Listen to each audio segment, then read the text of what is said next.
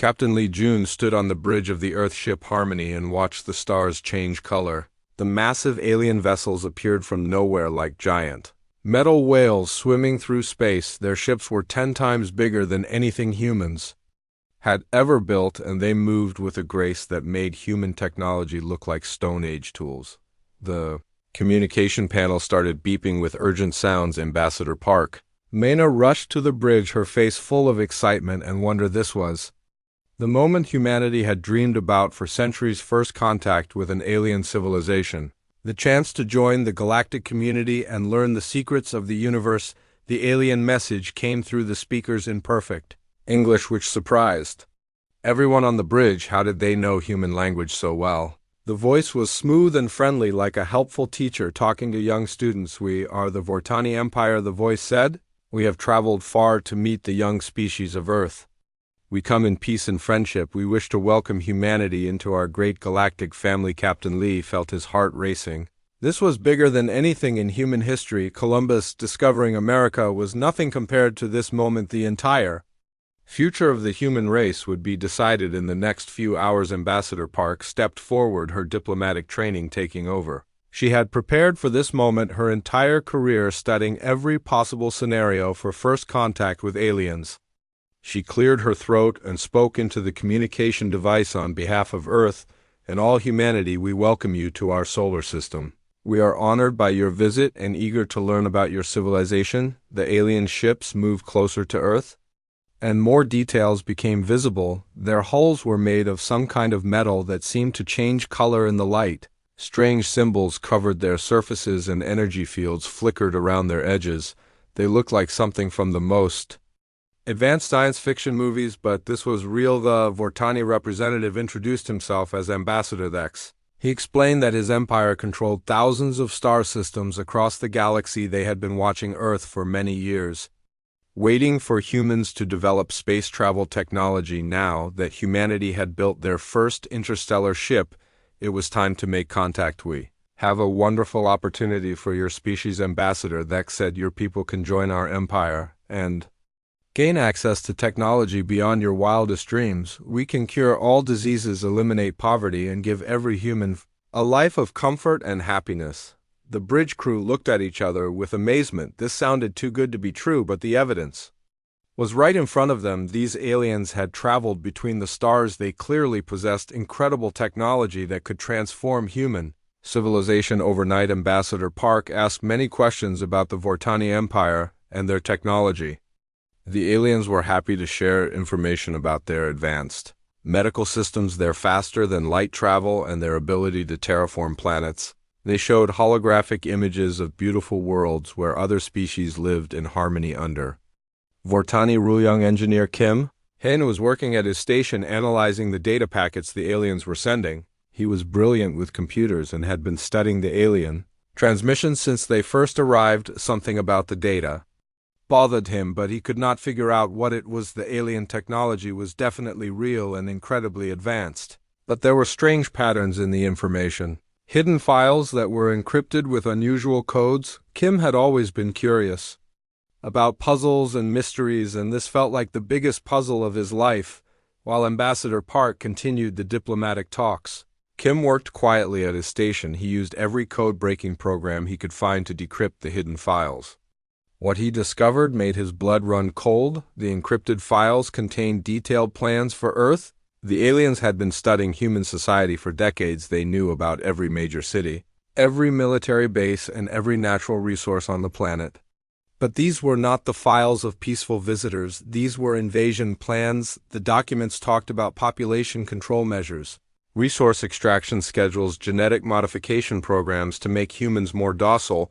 There were even calculations about how many humans would be needed as workers and how many were excess population that could be eliminated. Kim realized that the Vortani were not offering partnership. They were preparing to conquer Earth just like they had conquered thousands of other worlds. The friendly diplomatic meeting was just a trick to get humans to surrender without fighting. He quickly copied the files and rushed to Captain Lee, who was still listening to the alien proposals. Kim whispered urgently in the captain's ear and showed him the evidence on a portable screen. Captain Lee read the documents and his face went pale. The Truth was worse than Kim had imagined the Vortani. Empire was not a peaceful federation of planets, it was a slave empire that conquered species through deception. They would arrive at primitive worlds, offer advanced technology and friendship, then slowly take control of everything once a species accepted Vortani help, they became dependent on alien technology. Their leaders were replaced with Vortani puppets. Their young people were taken away for education that was actually brainwashing. Their resources were shipped off to other worlds and their freedom disappeared piece by piece. Ambassador Park was still negotiating with the aliens, discussing trade agreements and cultural exchanges. She had no idea that she was actually negotiating the terms of humanity's enslavement. The Vortani were experts at this game. They had played it successfully on thousands of worlds. Captain Lee faced an impossible decision. He could expose the truth and start a war that humanity could not win. The alien ships had weapons that could destroy entire continents, and Earth had no defenses against such technology. But he could also stay silent and watch his species walk willingly into slavery. The Vortani were getting impatient. Ambassador Thex explained that they needed an answer soon. Other duties called them to different parts of the galaxy. They could not wait forever for humanity to make this important decision. We understand this is a big choice for your species, Thex said, but opportunities like this do not come often. The universe is a dangerous place and young species need protection. We can offer that protection, but only if you join us willingly. Ambassador Park looked at Captain Lee for guidance. This was beyond her authority as a diplomat. The decision would affect every human being alive and all future generations. She needed to know what the military commander thought about the alien offer. Captain Lee stood up slowly and walked to the communication panel. He looked at the alien ships on the main screen and thought about all the humans on Earth who were watching this historic moment. Most of them believed this was the greatest day in human history. They had no idea what was really being offered. We appreciate your generous offer, Captain Lee said in a calm voice. But humanity needs some time to consider such an important decision. Ambassador Thex sounded annoyed. Time is something we do not have in abundance, young captain. Your species must choose now. Join the Vortani Empire willingly or face the consequences of isolation in a hostile galaxy. The threat was clear even though it was spoken politely. Join us or we will make you join us. Captain Lee felt the weight of human history on his shoulders. Every choice humans had ever made had led to this moment. He thought about his daughter who was just starting school on Earth. He thought about all the children who deserved to grow up free. He thought about the human spirit that had driven his species to explore and discover and create. He thought about what it meant to be human. Ambassador Thex, we have considered your offer very carefully, Captain Lee said, and humanity has made its decision. The bridge went completely silent. Everyone waited to hear the words that would determine the future of the human race. The alien ships moved closer as if sensing that something important was about to happen. We refuse both options, Captain Lee said clearly. We will not join your empire and we will not accept your threats. Humanity chooses a third path. The communication channel was quiet for a long moment. Then Ambassador Thex began to laugh. The sound was cold and cruel, like a predator that had cornered its prey. You foolish creatures, he said, your primitive species cannot comprehend the power of the Vortani Empire. We have conquered civilizations that were ancient when your world was still cooling. You have no weapons that can harm us and no technology that can protect you. Captain Lee smiled grimly. We may not have your technology, Ambassador, but we have something you have forgotten. We have the will to fight for our freedom, and we will teach that lesson to every species in this galaxy. The alien laughter stopped abruptly. The communication channel went dead and the Vortani ships began to move into attack formation. Captain Lee turned to his crew and gave the orders that would begin the greatest war in human history. All stations, prepare for battle, he said. Send the warning to Earth and all human colonies. The aliens were never our friends. This is invasion, not invitation, and humanity will never surrender. Admiral Choi Woo stood in the command center of Earth Defense Station watching dozens of red dots appear on the tactical display. The Vortani invasion fleet had arrived exactly as the intelligence reports predicted. 300 alien warships against 40 human vessels that had been hastily converted from cargo haulers and research ships.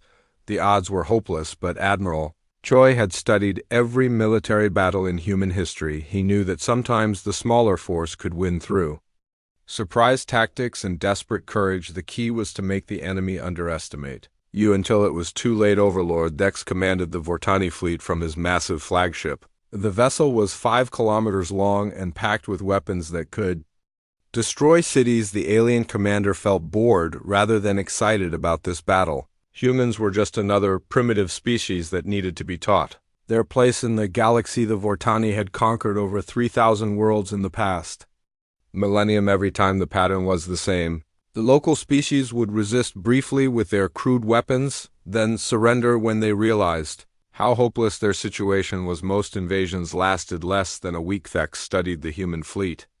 Through his advanced sensors, their ships were pathetic constructions of metal and plastic, held together with primitive welding technology. Their weapons were chemical rockets and basic laser systems that might scratch Vortani armor if they were lucky. The humans also seemed to have no understanding of proper battle formations. This will be over before lunch, Thex told his officers. We will destroy half their fleet in the opening attack, and the rest will surrender. The humans are even more primitive than the reports suggested. Down in her laboratory on Earth, Dr. Song Era was working frantically on a project that might save humanity. She had been studying the alien technology samples that Kim Hyon had extracted from their data transmissions.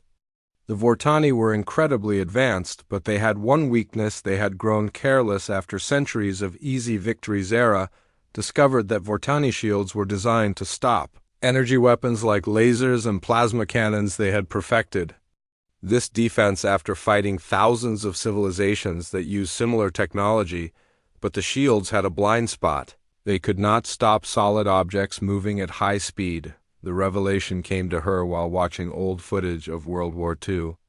Battleships' human weapons had always relied on kinetic energy, throwing heavy objects at high speed to destroy targets. It was primitive compared to energy weapons, but it was also something the aliens had never encountered. She quickly sent her findings to Admiral Troy with a simple message: the enemy shields cannot stop our missiles if we modify them correctly. We need to remove all energy components and rely purely on mass and velocity. Admiral Troy received the message just as the battle began. The Vortani fleet moved forward in perfect formation, their shields glowing with protective energy fields. They expected the humans to fire their lasers uselessly against superior defenses while the alien weapons picked them apart one by one. The first surprise came when the human missiles struck Vortani ships. Instead of bouncing harmlessly off the shields, the projectiles punched straight through and exploded inside the alien hulls. The Vortani crews panicked as their supposedly invincible defenses proved useless against primitive human weapons. Overlord Thex watched in shock as 3 of his cruisers exploded in brilliant fireballs. How was this possible? No species had ever penetrated Vortani shields with kinetic weapons. It was unthinkable that such a primitive approach could succeed against advanced technology. The second shock came when human pilots began behaving in ways that made no sense to alien minds.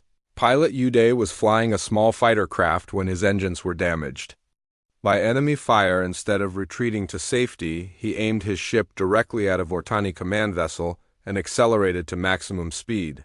The alien crew watched in horror as the human craft smashed into their bridge. The impact killed dozens of officers, including the ship captain. The vessel spun out of control and crashed into 2 other Vortani ships, causing a chain reaction of explosions. What kind of species throws away their lives so carelessly? An alien officer asked in terror. The humans seemed to have no concept of acceptable losses or strategic withdrawal. When their ships were damaged, they used them as guided missiles. When their weapons ran out of ammunition, they rammed enemy vessels. When capture seemed inevitable, they triggered self-destruct devices. Captain Nam Ki was commanding a human destroyer when it was surrounded by 5 Vortani cruisers. His shields were down, his weapons were empty, and his crew was injured. The logical choice was surrender, but Nam Ki had different ideas. All hands prepare for ramming speed, he announced over the ship communication system. We cannot win this battle, but we can make the enemy pay for every meter of space. The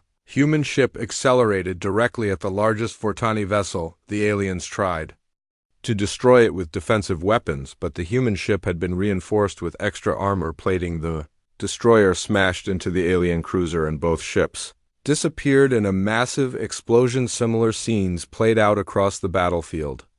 Human crews fought with a desperation that the Vortani could not understand. They seemed to prefer death over defeat, which made no tactical sense to alien minds that valued efficiency above all. Else Lieutenant Park So was piloting a damaged fighter.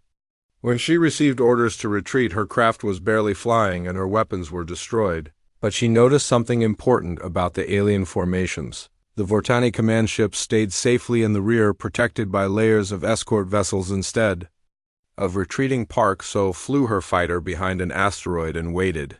When a group of alien supply ships passed by, she attached her craft to one of them like a parasite. The Vortani sensors did not detect the small human ship hidden among their own vessels. Park So rode the supply convoy directly to the alien command area where Overlord Dex was coordinating the battle. She then detached her fighter and flew directly at the flagship. The Vortani defensive systems were not designed to stop attacks from inside their own formation. Her fighter crashed into the flagship bridge, and the explosion killed several senior officers, including the fleet tactical coordinator. The loss of command personnel threw the entire Vortani formation into confusion as junior officers struggled to take control. Admiral Choi watched the battle reports with grim satisfaction. The human fleet was being destroyed, but they were taking far more aliens with them than anyone had thought possible. Every human ship that died took at least 2 Vortani vessels with them. The tide turned when Dr. Era sent her second discovery to the fleet. She had found another weakness in alien technology. The Vortani used artificial intelligence to coordinate their fleet movements, but the AI systems could be confused by unpredictable behavior. Human captains began flying in random patterns and making seemingly irrational tactical choices. The alien AI could not predict or counter moves that made no logical sense. From the Vortani perspective, the humans were fighting like madmen, but their madness was working. Captain Li Ming commanded the human cruiser Defiance when it encountered a Vortani battleship 3 times its size. The logical choice was to retreat and call for support, but Li Ming had studied the alien weaknesses that Dr. Era had discovered. He ordered his crew to fire all missiles at the same point on the enemy shield. The concentrated kinetic impact overloaded the alien defensive system and created a brief gap in their protection. Li Ming then rammed his ship through the gap and detonated the Defiance nuclear reactor inside the enemy hull. The Vortani battleship exploded from within, and its destruction created a shockwave that damaged several nearby alien vessels. The human ship was completely destroyed, but its sacrifice had eliminated one of the most powerful ships in the enemy fleet. Overlord Dex realized that his invasion was failing. The humans were supposed to be defeated within hours, but they had been fighting for an entire day. His fleet had lost over 100 ships to an enemy that should have been helpless against Vortani technology. The final straw came when human reinforcements arrived from the outer colonies. These ships were even more primitive than the Earth fleet, but they had been modified with DR-era kinetic weapon systems. The aliens found themselves facing enemies that attacked from all directions with weapons their shields could not stop. For the first time in Vortani military history, Overlord Dex gave the order to retreat. His remaining ships fled the solar system while human crews cheered and celebrated their impossible victory. They had lost 30 ships but destroyed over 150 alien vessels. The news of human victory spread across the galaxy faster than light. Alien species that had been enslaved for centuries heard the impossible story. A primitive world had defeated the mighty Vortani Empire using nothing but courage, determination, and tactics that made no sense to civilized minds. Overlord Dex sent his report to the Vortani High Command, but he struggled to explain what had happened. The humans fought like no species the Empire had ever encountered. They seemed to prefer death over surrender, and they used their own ships as weapons. When conventional tactics failed, the High Command dismissed Dex's report as exaggeration and cowardice. How could a primitive species defeat advanced Vortani technology? But the evidence was undeniable. The invasion fleet had been destroyed by creatures that had barely learned to travel between. Colonel Baek Jun crouched in the ruins of Seoul watching Vortani patrol ships fly overhead.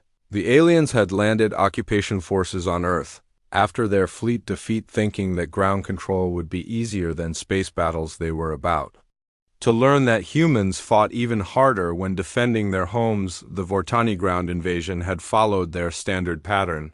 Massive ships landed near major cities and deployed thousands of soldiers in advanced armor their weapons could vaporize human tanks, and their shields could stop bullets. The aliens expected quick surrender from terrified civilians instead. They found a population that had been preparing for this moment since the first space battle. Every human on Earth had heard the stories of impossible victory against alien fleets. Now they knew their enemy could be beaten with the right tactics and enough determination. Colonel Beak had studied every guerrilla war in human history from ancient times to modern conflicts. He knew that occupying armies were vulnerable when they tried to control hostile populations. The key was to make the cost of occupation higher than the value of conquest. The aliens controlled the big cities and military bases, but they could not watch every street corner or guard every building. Humans melted into the general population during the day and became fighters at night. It was impossible for the Vortani to tell civilians from soldiers. Office worker Nam Su had never held a weapon before the invasion, but now he was building bombs in his apartment basement. He used chemicals from cleaning supplies and electronics from broken computers to create devices that could damage alien equipment. His neighbors brought him materials and helped distribute the finished weapons. Teacher Hong Mi organized networks of children who spied on Vortani movements. The aliens did not consider human youngsters to be threats, so kids could walk past guard posts and observe patrol schedules. Hong Mi taught them codes and signals to report what they saw without being detected. Even elderly citizens joined the resistance. Grandmother Yang looked like a harmless old woman, but she was poisoning alien food supplies. Her knowledge of chemistry from decades of cooking helped her create toxins that made Vortani soldiers sick. Yang and her elderly friends could walk through checkpoints without suspicion. The Vortani were completely unprepared for this kind of warfare. On other conquered worlds, only professional armies had fought back once the military was defeated. Resistance collapsed within weeks, but on Earth every human seemed to be a potential enemy. Captain Rex commanded the Vortani forces occupying the former South Korea region. He had expected to spend a few months setting up puppet governments and resource extraction facilities. Instead, his troops were under constant attack from enemies. They could not identify or locate. The first major incident happened when a group of human children approached a Vortani checkpoint carrying flowers and gifts. The aliens had been told that Earth children were harmless and often brought presents to occupying forces as a sign of submission. 12-year-old Park Soo led the group of kids toward the alien guards. She smiled sweetly and offered a basket of fruit to the Vortani commander. What the aliens did not know was that the basket contained a bomb made from school chemistry supplies. The explosion killed 6 alien soldiers and destroyed their communication equipment. Park Soo and her friends died in the blast, but their sacrifice showed other humans that even children could strike back against the occupiers. The incident horrified the Vortani, who had never seen youngsters used as weapons. Similar attacks began happening across occupied Earth. Human fighters used tactics that violated every rule of civilized warfare. They hid weapons in hospitals, placed bombs in schools, and attacked from positions that should have been protected by international law. The aliens could not understand this approach. On every other world they had conquered, there were clear rules about who fought and where. Battles took place. Military personnel wore uniforms and operated from designated bases. Civilians stayed out of combat zones and waited for the war to end. Humans ignored all these conventions. Doctors carried concealed pistols and shot alien patients. Delivery drivers filled their trucks with explosives and drove them into enemy compounds. Teachers trained students to make weapons and gather intelligence. Even religious leaders blessed resistance fighters and hid weapons in churches. Captain Rex grew increasingly frustrated as his casualties mounted. Every day brought new attacks from unexpected directions. His forces controlled every strategic location, but they could not stop the constant harassment from invisible enemies, who struck without warning. The breaking point came during what should have been a routine supply convoy. 3 trucks carrying food and medical supplies for alien troops were driving through a residential neighborhood. The route had been used safely dozens of times before and showed no signs of enemy activity. The first truck exploded When it hit a hidden bomb that had been planted in the road, the second truck stopped to help survivors and was attacked by rocket fire from nearby apartment buildings. The third truck tried to escape but crashed into a barrier that children had built across the street. Vortani soldiers poured out of the damaged vehicles and found themselves surrounded by hostile civilians. Men, women, and even teenagers appeared from every building carrying homemade weapons. The aliens had superior armor and training, but they were outnumbered 50-1. The battle lasted 3 hours as human fighters used their knowledge of local streets and buildings to attack from multiple directions. The Vortani called for air support, but humans surfaced too.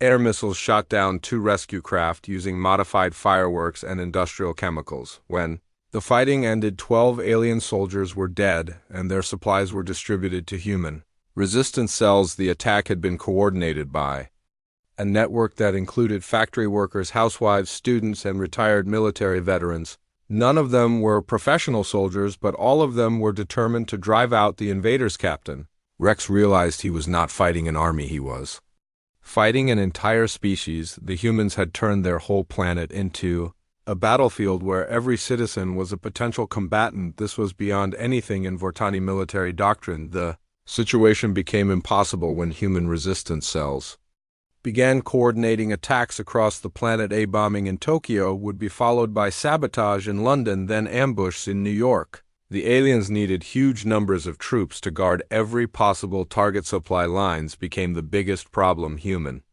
fighters targeted alien logistics with devastating effectiveness. Food convoys were poisoned, fuel depots were sabotaged, and communication networks were constantly disrupted. The Vortani found themselves spending more resources on protection than on actual occupation. Engineer Kim Bio had been working in an electronics factory before the invasion.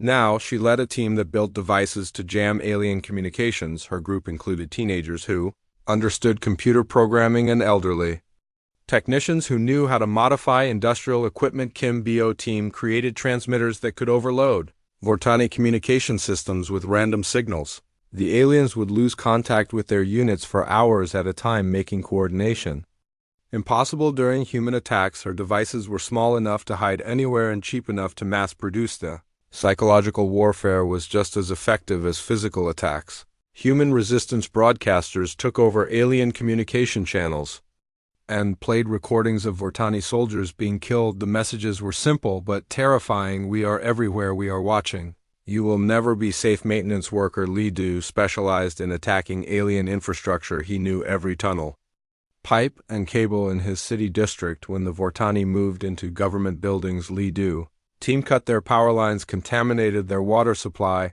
and filled their air systems with irritating chemicals. The aliens could repair the damage, but it happened again within hours. Human saboteurs seemed to have unlimited access to critical systems despite heavy security. The Vortani began to suspect that their own construction workers and service personnel were resistance fighters. Captain Rex reported to his superiors that the occupation was becoming impossible. His troops were demoralized by constant attacks from enemies they could not identify. The cost in personnel and equipment was rising every day, while the strategic value of Earth decreased. The final incident that broke Vortani morale happened during what should have been a peaceful ceremony. The aliens were dedicating a new administrative building in the center of Seoul. Hundreds of troops were present along with senior commanders and diplomatic personnel. A group of human children had been allowed to attend the ceremony as a symbol of cooperation between species. The kids performed traditional songs and dances while alien officials watched approvingly. Everything seemed normal until the final performance. The children began singing a new song that they claimed was about peace and friendship, but the lyrics were actually coded instructions for resistance fighters positioned around the ceremony site. The song coordinated a massive attack that struck from 12 directions simultaneously. Bombs exploded throughout the building while snipers targeted alien officers from nearby rooftops. The Vortani security forces were caught completely off guard as their peaceful ceremony turned into a battlefield. The attack killed 30 alien officials, including 2 generals. Most shocking of all, the children who had performed President Lim Hae was reading intelligence reports in her underground bunker when the first secret Transmission arrived from outside the solar system. The message was encoded in mathematical sequences that took human cryptographers 3 days to decode. When they finally broke the code, the contents shocked everyone in the resistance leadership. Transmission came from something called the Zelen resistance movement. The message was simple but revolutionary. We have been watching your war against the Vortani Empire. We are not the only ones who want to be free. Are you willing to help other species learn your fighting methods? President Lim realized that humans were not alone in their struggle against alien domination across the galaxy. There were other species that had been conquered by the Vortani but had never given up hope of freedom. They had been waiting for someone to show them that resistance was possible. The Zelens were a crystalline species that had been enslaved. 50 years earlier, their beautiful homeworld had been turned into a mining colony, where they were forced to extract rare minerals for the Vortani war machine. The aliens had broken their military and crushed their government, but they had not destroyed their spirit. Young Zelen engineer Crix had been monitoring human broadcasts since the first space battle. He watched in amazement as humans used primitive tactics to defeat advanced alien technology.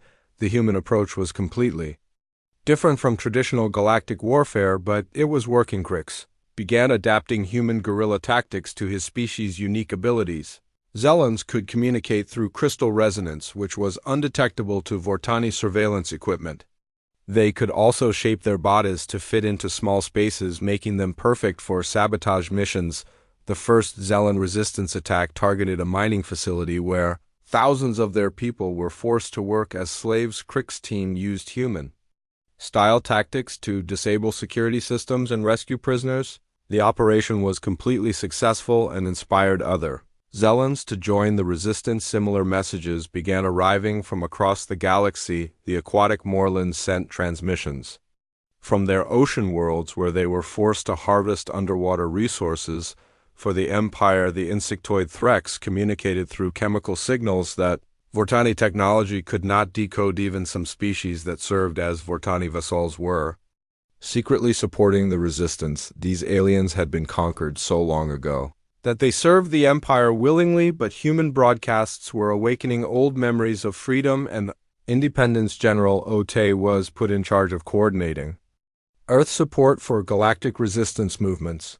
The mission was incredibly dangerous because human ships had to travel through Vortani-controlled space to reach other worlds, but the potential rewards were enormous. The first supply mission targeted the Zelen homeworld using a modified cargo ship that had been disguised to look like a Vortani transport vessel. The ship carried weapons, tactical advisors, and most importantly, hope for species that had been enslaved for generations. Captain Kim Da commanded the supply ship as it approached Zelen space. The journey took 3 weeks, and every day brought the risk of discovery by Vortani patrol fleets, but the mission was too important to abandon. Other species needed to know that humans were willing to help them fight. The meeting with Zelen resistance leaders took place in an abandoned mining tunnel deep underground. Crix and his followers had prepared carefully for this historic moment. It was the first time representatives of different species had coordinated military action against the Vortani Empire. Captain Kim shared everything humans had learned about fighting the aliens, the importance of unpredictable tactics, the value of civilian resistance, and the power of refusing to surrender no matter how hopeless the situation appeared. Crix translated these concepts into strategies that would work for crystalline beings. The Zelens had advantages that humans lacked. Their natural telepathy allowed perfect coordination between resistance cells. Their ability to resonate through crystal formations meant they could communicate across entire continents without electronic devices. Their knowledge of mining made them experts at underground warfare. Within weeks of receiving human support, the Zelen resistance launched coordinated attacks across their homeworld. Mining facilities were sabotaged, transport systems were disrupted, and Vortani occupation forces found themselves fighting enemies who seemed to appear from solid rock. The success on the Zelen world encouraged resistance movements on dozens of other planets. The Moorlands adapted human submarine tactics to their underwater cities. The Threx used their swarm behavior to overwhelm isolated Vortani positions. Species that had been passive for centuries suddenly became active fighters. The Vortani High Command faced a crisis unlike anything in their imperial history. For the first time in 1,000 years, their empire was shrinking rather than growing. Worlds that had been peaceful for generations were now battlegrounds requiring constant military attention. Coordinated supply runs to 17 different resistance movements. Each mission was more dangerous than the last as Vortani. Security increased, but human volunteers kept signing up for the dangerous duty. They understood that Earth could not win alone against such a vast empire. Engineer Song Min developed new weapons specifically designed for alien physiology. The Zelans received sonic devices that could shatter crystal formations to create barriers and weapons. The Morlans got underwater explosives that worked in high-pressure environments. The Threks received chemical weapons that enhanced their natural pheromone. Communication. The most important development was tactical adaptation. Each species found ways to combine human strategies with their own natural abilities. The results were forms of warfare that the Vortani had never encountered and could not predict or counter. The Zelans learned to coordinate attacks through crystal resonance networks that spanned entire planets. When Vortani forces moved to suppress one uprising, they would find 3 more rebellions starting in distant locations. The aliens could not intercept Zelan communications or predict where the next attack would come. The Morlans used their knowledge of ocean currents and underwater geography to create submarine guerrilla networks.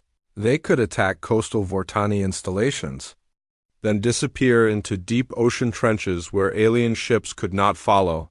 Their cities became unsinkable fortresses that could support resistance indefinitely. The Threks developed swarm tactics that overwhelmed enemy positions through sheer numbers. Individual Threks were small and weak, but they could coordinate attacks by millions of individuals. The Vortani found themselves fighting enemies that attacked like living hurricanes of claws and stingers. Even more threatening was the tactical evolution taking place across resistance movements. Species were sharing information and learning from each other. A successful Zelan strategy would be adapted by the Morlans within days. Modified Threks tactics would spread to other insectoid species across the galaxy. The Vortani Empire discovered that their vast size had become a weakness rather than a strength. With rebellions on dozens of worlds, they could not concentrate forces for decisive victories. Every time they crushed one uprising, 2 more would begin somewhere else. Supply lines became impossible to protect. Human-trained saboteurs targeted Vortani logistics throughout the empire. Food convoys were poisoned, fuel depots were destroyed, and communication networks were constantly disrupted. The aliens were spending more resources fighting resistance than they gained from their conquests. The breaking point came when resistance movements began coordinating attacks across multiple star systems. A Zelan uprising would trigger Morlan sabotage, which would be followed by Threk swarm attacks. The Vortani found themselves fighting a galaxy-wide war on dozens of fronts. Admiral Vex of the Vortani Strategic Command realized that the Empire was facing complete collapse unless drastic action was taken. The human virus of resistance had spread too far to contain through conventional military methods. Something had to be done to stop the infection before it destroyed everything. The solution came from an unexpected source: the Galactic Council. The oldest and most powerful civilizations in the galaxy had been watching the spreading chaos with growing concern.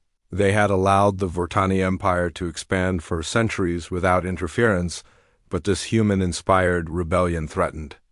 The established Galactic Order Council representatives contacted both humans and Vortani with an unprecedented offer. They would provide weapons capable of ending the war immediately, but only if all parties agreed to accept Council authority over future galactic affairs. It was a chance to stop the chaos, but at the cost of freedom for everyone involved. President Lim faced the most important decision in human history. The Council weapons could defeat the Vortani Empire within days and end the suffering of billions of enslaved beings, but accepting Council help would mean trading one master for another. The price of victory might be the very freedom that humans had been fighting to protect. The debate raged in the resistance leadership. Some argued that any peace was better than continued war. Others insisted that humanity had not fought this long just to accept a different form of domination. The decision would affect not just humans but every species that had joined the fight. For freedom, representatives from resistance movements across the galaxy gathered for an emergency conference. The Zelens S. Ambassador Vex of the Galactic Council arrived at Earth aboard a ship that made even Vortani vessels look primitive. The Council craft was built from materials that seemed to bend light around them and move through space without any visible propulsion system. It was technology so advanced that it appeared magical to human observers. The Council represented civilizations that had transcended physical existence eons ago. They were beings of pure energy and thought who had watched the rise and fall of countless empires without direct intervention. Their ships were marvels of science that could reshape matter at the molecular level and travel instantly between any 2 points in the universe. President Lim received the ambassador in the rebuilt Sol Command Center. The meeting was historic because the Council had never before offered direct assistance to such a young species. Their usual policy was complete non-interference in the affairs of primitive biological beings. Ambassador Vex appeared as a shimmering humanoid figure made of shifting colors and geometric patterns. When he spoke, his voice seemed to come from everywhere, at once carrying harmonics that made human listeners feel both awed and slightly afraid. Young species of Earth, the ambassador said, we have observed your conflict with the Vortani Empire and the spreading rebellion across our galaxy. The Council has decided to make an unprecedented offer. We will provide you with weapons that can end this war within a single solar rotation. The weapons demonstration took place in empty space near Jupiter, where Council technology could be safely tested. The ambassador created a device that looked like a simple crystal sphere but contained the power to destroy entire planets. When activated, it turned a large asteroid into pure energy in milliseconds. Secretary Quan In watched the demonstration with a mixture of fascination and horror. The Council weapons were beyond anything in human imagination. They could crack the surface of worlds, create artificial black holes, and manipulate the fundamental forces of physics. The technology was godlike in its scope and power. With these weapons, you could defeat the Vortani fleet before they could respond. Ambassador Vex explained, you could liberate every enslaved world in their empire and bring peace to thousands of species. The suffering would end and galactic civilization could return to its proper order. The offer sounded too good to be true, and Secretary Quan suspected there had to be conditions attached. The Council was offering to end a war that had consumed millions of lives and threatened to destroy entire civilizations, but nothing in the universe came without a price. The restrictions were presented as reasonable safeguards for galactic stability. Humanity would be limited to their home solar system with no expansion beyond Earth and its immediate colonies. They could defend themselves but never again venture into deep space or contact other species without Council permission. Your species has proven to be extremely disruptive to established galactic order, Ambassador Vex said. Your resistance tactics have inspired rebellions across dozens of worlds. The Council cannot allow such chaos to continue threatening the stability we have maintained for millions of years. The Council offered to become humanity protectors, providing defense against any future threats while ensuring that human influence could never again destabilize galactic civilization. It was a generous offer that would guarantee peace, security, and technological advancement for all future generations, but it was also a cage made of gold and lined with silk. The Council was offering to make humanity the most comfortable prisoners in galactic history. They would have everything they needed except the freedom to choose their own destiny and explore the universe on their own terms. The debate in the Earth Assembly was intense beyond anything in human political history. Military leaders wanted the weapons, knowing that conventional warfare against the Vortani might drag on for decades and cost billions of lives. The alien technology could end the suffering immediately. Scientists were excited by the possibility of studying Council technology, which was millions of years ahead of human development. They could learn secrets of physics that would revolutionize human understanding of the universe and solve problems like energy scarcity and disease. Politicians saw an opportunity to guarantee security for Earth and all human colonies. The Council protection would mean never again facing the threat of invasion or conquest. humanity could focus on art, science, and philosophy instead of warfare and survival, but others argued that accepting the offer would betray everything humans had fought for. The war had never been just about defeating the Vortani Empire. It was about proving that free beings could determine their own fate without permission from ancient powers. General Ote spoke for the military opposition. We did not fight this war to trade one set of masters for another. The Council may be more benevolent than the Vortani, but they still want to control our destiny. That is exactly what we have been fighting against. Our Song era represented the scientific community concerns. Yes, we could learn their technology, but we would never be allowed to surpass it. The Council would keep us as permanent junior partners never equals they are offering US the chance to be their favorite pets. The philosophical argument was led by Professor Yun Ho, who had studied human history and culture throughout the war. The Council offer represents the ultimate test of human character. Do we choose safety and comfort, or do we choose freedom and uncertainty? Our ancestors faced the same choice countless times. The discussion continued for weeks as representatives consulted with their constituents and debated the implications. Messages poured in from resistance movements across the galaxy asking what humanity would decide. The entire rebellion was waiting for Earth leader. Shipwrecks sent a message from the Zellan resistance. We have followed your example this far because you showed us that freedom was possible. If you accept Council protection now, you will prove that freedom is just another word for choosing your own. Chainstep Singer of the Morland Resistance added their voice. We fight not just for ourselves, but for the principle that all beings deserve to choose their own path. The Council offers the same slavery as the Vortani, but with better accommodations. The Threx Queen Mother Sharp Wing was more direct in her communication. If humans surrender to the Council, the resistance will collapse within days. Every species will assume that even the great human fighters eventually chose comfort over freedom. President Lim realized that the decision would affect not just humanity, but every species that had joined the fight against tyranny. The rebellion had grown beyond anyone's original imagination and now represented the hopes of countless beings who had never known true independence. The final vote was scheduled for a date that would be remembered throughout galactic history. Representatives from every human colony and resistance cell gathered in person or through secure communication links. The debate would be broadcast to allied species across the galaxy. Arguments were made on both sides with passionate speeches about duty, survival, freedom, and responsibility. Some representatives broke down in tears as they described the losses their worlds had suffered.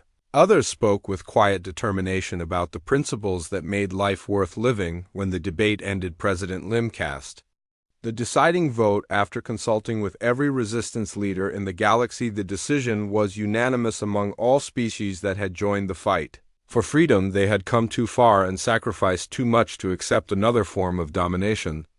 Answer was delivered to Ambassador Vex in a simple ceremony that would be recorded for future generations. President Lim stood before the Council representative with dignity and spoke words that would echo across the galaxy for centuries to come. We thank the Galactic Council for their generous offer, she said, but humanity and our allies must respectfully decline.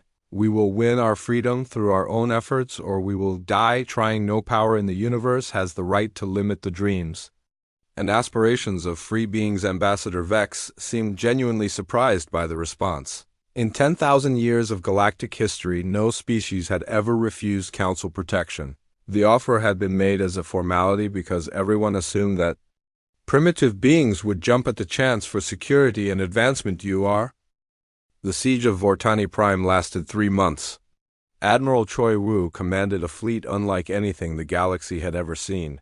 Human ships fighting alongside Zellan crystal vessels, Morland bioships, and Threx swarm carriers. Each species contributed their unique strengths to a combined force that the Vortani Empire couldn't match. The final battle wasn't won through superior technology or overwhelming firepower. It was won through something the galaxy had forgotten: the absolute refusal to surrender. When Vortani defenses seemed impregnable, human crews ran their ships into shield generators. When alien reinforcements arrived, Zellan telepaths coordinated perfect ambush. When ammunition ran low, Morlin engineers created weapons from asteroid debris. Emperor Nex of the Vortani watched his capital city burn from his throne room window. For 800 years, his empire had been the dominant force in this region of space. They had conquered through fear, ruled through strength, and maintained order through absolute power. Yet they were being defeated by an alliance of species they had dismissed as inferior.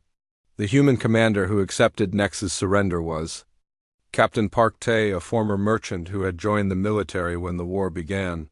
He had no formal diplomatic training, no understanding of galactic protocol, and no patience for the elaborate surrender ceremonies the Vortani expected.